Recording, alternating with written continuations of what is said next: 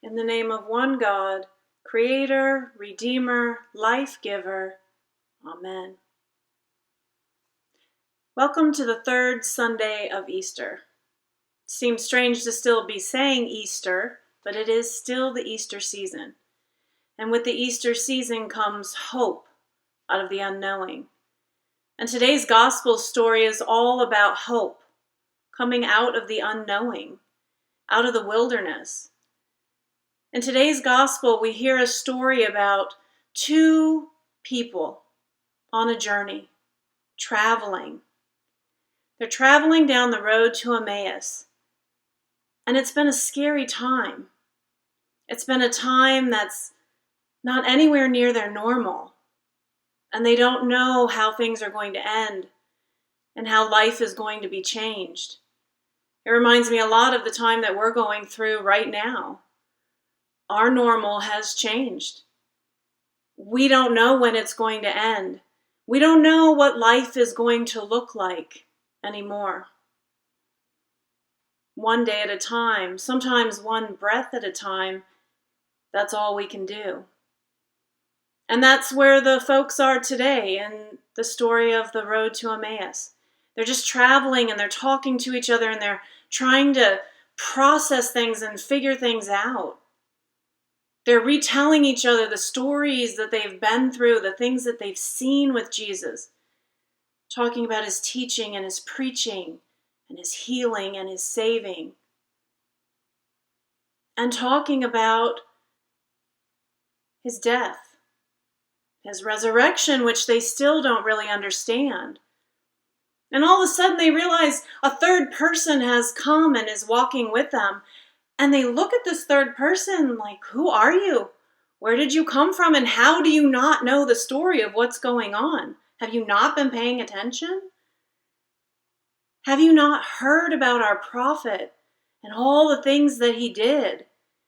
And then the way that he died and the way that he's been showing up to us. The tomb was empty when the women went to see him and care for him and love him. And then all of a sudden he showed up in the upper room. And Thomas didn't believe, but he showed him his hands and he showed him his side. And Thomas believed. And we're trying to figure out what all this means. And this is the first time we've been out walking around again. And this man, this stranger, says to them, "But do you not know?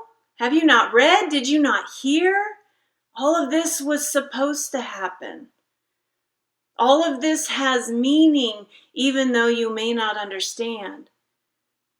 And he talked to them and he shared with them, and their hearts were burning and alive, and they were listening and they were knowing and they were beginning to understand. And then the day starts to end and they're hungry. And so they're going to stop and they're going to eat. But the stranger's going to keep on walking by, and they beg him, "Please don't leave us.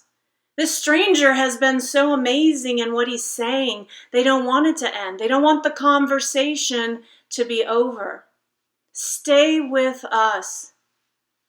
Stay with us." And so he does.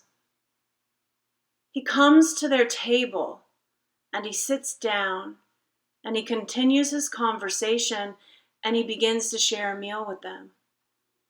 And this stranger who's been wonderfully teaching them, he takes this bread and he breaks it and he blesses it and he gives it to them.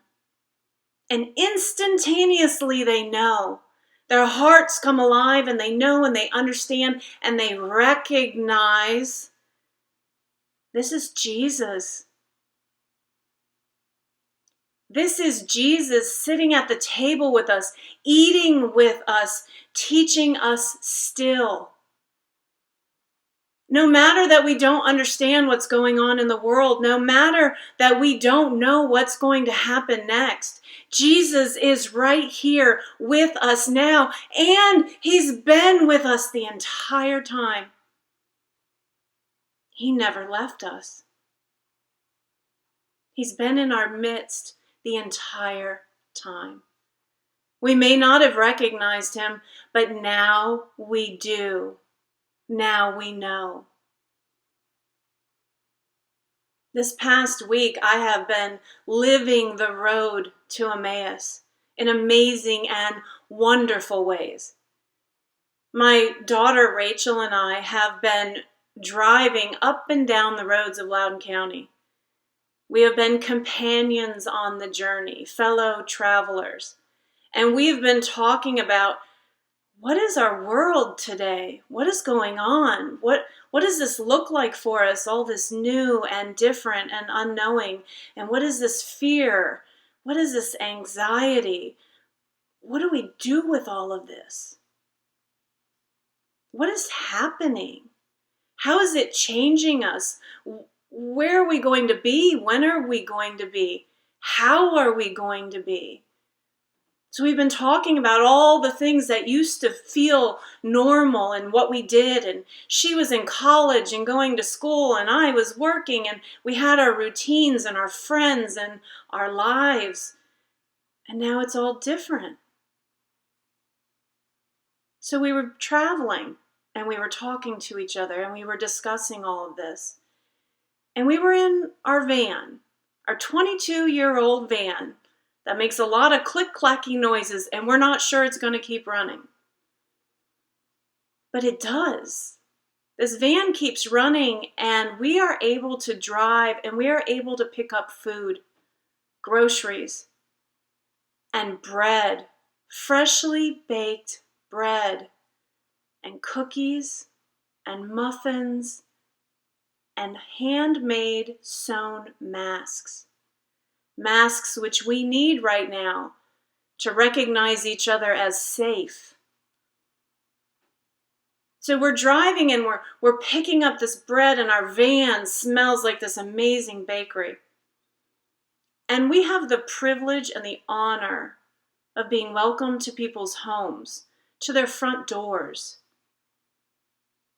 And we bring food and we bring bread. And you think of this as a practical need. Maybe someone is hungry. Maybe a family is in need of groceries right now. Maybe they're quarantined and they can't leave their home. And to be safe, they need to stay together inside. So we bring the food to them. And this is good. But what's even better is, as we've been making these travels for a couple of weeks now, we used to come to the front doors, and for some folks, they would have a doormat that said welcome or home. And we would place the food on the doormat, and then we leave so that we're safely away, and we text and let people know that the food is ready for them to pick up. Well, an interesting thing has been happening. There's a chair outside of most doors now. People have been placing a chair next to their front door. And it feels like this beautiful gift of hospitality to us. They put this chair there so we can put the food on the chair. And it's this sign that we are welcome. Please come and stay with us. And we placed this food on the chair, and we realized that chair was set there for Jesus. Just like when we have a Bible study or a meeting and we put out an extra chair so that we can say we're inviting Jesus into this space. Jesus is already there waiting for us. And then we place this bread on the chair, and God receives it on behalf of the family. And then that bread is taken into the home, and it's broken, and it's blessed, and it's shared, and Jesus is in the midst of the family.